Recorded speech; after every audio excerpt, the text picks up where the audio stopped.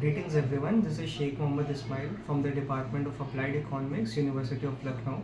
Today I'll be sharing with you all the Heckscher theory.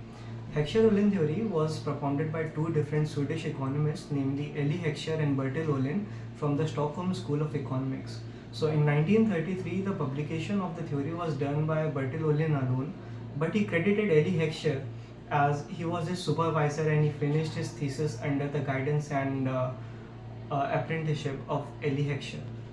So, coming to the theory is an extension, or we can say that it is built upon the Ricardian theory of comparative cost advantage.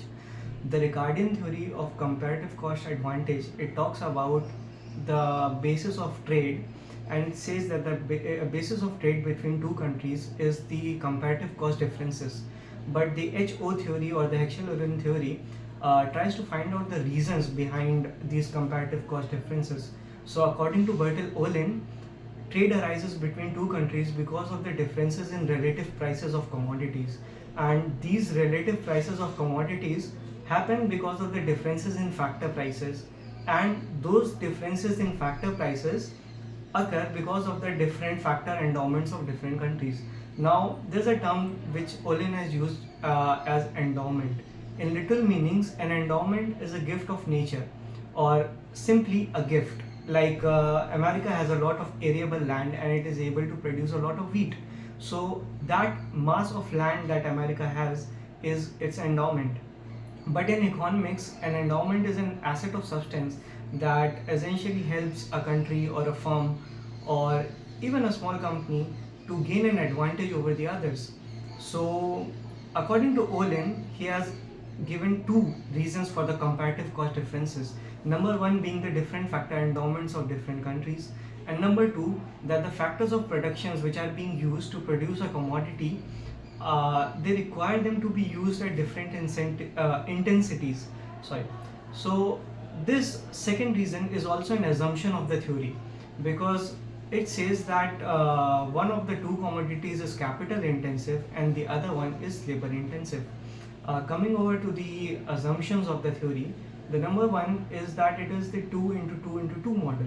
It means that there are two countries, two commodities which are being traded, and there are only two factors of productions which are being used, which is capital and labor. As it is built upon the Ricardian theory of comparative cost advantage and it is an extension to the theory, the Ricardian theory was a 2 into 2 model, and it considered labor as the only factor of production.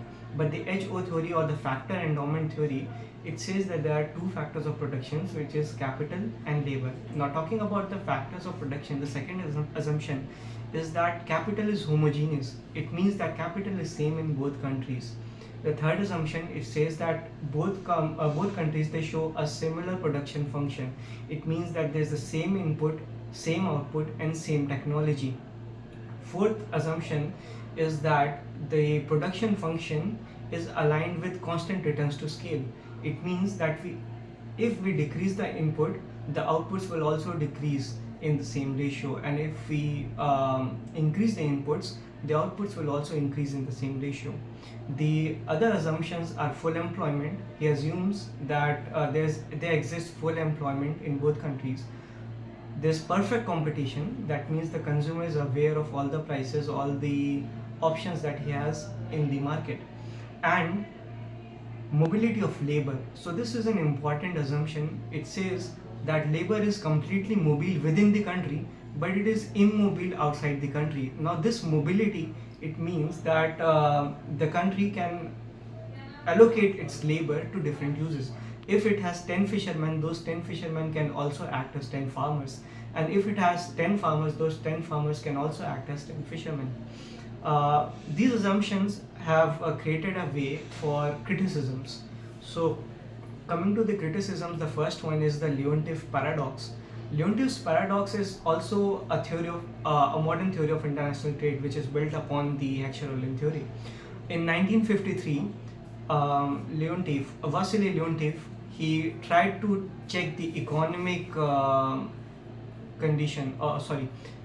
he tried to do the economic testing of the Heckscher theory in the context of United States, and he found out that United States was importing capital and it was exporting labor, although it was endowed with capital, and it should have been doing things the other way around, but it was importing capital and it was exporting labor. So the difference was that the Heckscher-Ohlin theory did not differentiate between skilled and unskilled labor. The United States of America was actually exporting skilled labor and it was importing unskilled labor. Coming to the second criticism, it is the full employment, because full employment as a concept is not applicable in most of the countries. The third one, a similar production function. Now, a similar production function, it means that the technology is the same, there's the same input and there's the same output. But in both developing and developed nations, technology, it serves as a basis of competition and serves as a basis of differentiation between the two countries. Essentially, it's just because of the technology that both countries are differently developed. The fourth come is capital. Now, this theory, it considers capital as an endowment, but capital in economics, it is some apparatus or a machine, and it is a result of past economic activity. Now, capital, it cannot be an endowment, because essentially an endowment is a gift of nature. So large pieces of land can be an endowment, that can be a capital endowment. But if you have big factories, if you have large deposits of silicon, that silicon deposit can be your capital endowment. But the large machineries that you are using, if it is imported from different countries or it has been developed over the number of years, then it is not it is not an endowment. This is Ismail Sheikh signing off. Thank you all for being with me.